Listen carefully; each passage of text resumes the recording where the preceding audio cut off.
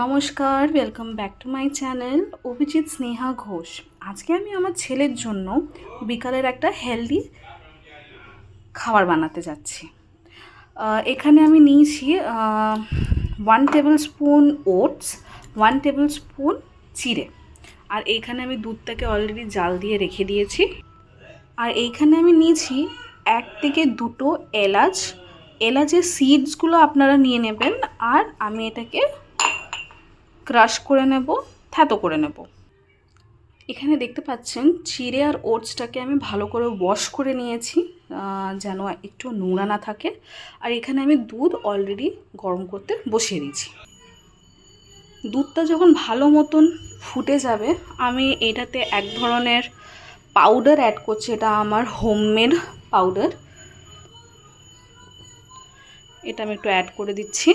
এটা আমি বলে দিতে চাই, এই পাউডারটা যেটা হচ্ছে বেবিদের জন্য খুবই পুষ্টিকর। এটার মধ্যে সব 100 গ্রামের সব আছে। তারপর এটা ভালো করে মিলিয়ে নেবেন।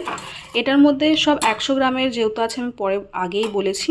এটার মধ্যে ফুটা চানা, বাদাম, আমন্ড বাদাম, কাজু আর মাখানা, এই তিনটে ঘিতে রোস্ট করে আর পাউডার করে আমি এটা ব্যবহার করি। এটা বাচ্চাদের ওয়েট গেনের জন্য প্লাস বোন স্ট্রংয়ের জন্য খুবই একটা ম্যাজিক্যাল পাউডার। এটা ভালো করে যখন ফুটে আসবে, আমি এটার মধ্যে এলাচের ওই সিডসের গুঁড়োগুলো আর চিড়া আর ওটসটা আমি এটাতে অ্যাড করে দিয়েছি। এটা আমি ভালো করে এবার মিক্স করব। তারপর মিষ্টির জন্য আপনারা জ্যাগরি পাউডার ইউজ করতে পারেন, কিন্তু আজ যেহেতু আমার কাছে জ্যাগরি পাউডার অ্যাভেলেবেল ছিল না, তো তাই জন্য আমি এটার মধ্যে হানি ইউজ করেছি। তারপর এটাকে ভালো মতন একদম যেন পুরো মিশে যায় ওরকমভাবে এটাকে সিম আঁচ করে করে ফুটিয়ে নেবেন। আমার ছেলে যেহেতু পেস্ট খায় না, তো তাই জন্য আমি এটাকে যতক্ষণ এটা যেন মিক্স হয়ে যায় আমি এটা করছি। আর যেই বাচ্চারা পেস্ট খাওয়া পছন্দ করে, এটাকে ঠান্ডা করে আপনারা মিক্সিতে পেস্ট করে খাওয়াতে পারেন।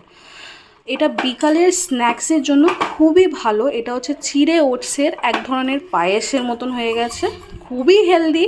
আর এটার মধ্যে যে পাউডারটা আছে, এটা বাচ্চাদের জন্য খুবই পুষ্টিকর।